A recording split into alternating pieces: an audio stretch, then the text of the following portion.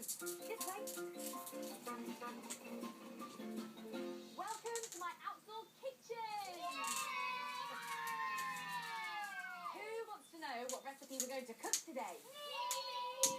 All right, today's recipe is delicious. It's Katie's courgette cake. Look at this.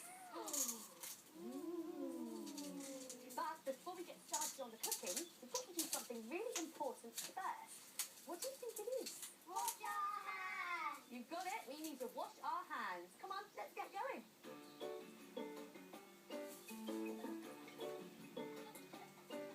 Roll up your sleeve. Give your hands a wash with slippy dippy soap. Splish, splash, splosh. Have you done your hands? Washed and dried. Sleeves rolled up. Apron tied. What can you do? I can cook. Right, let's get started on Katie's courgette cake.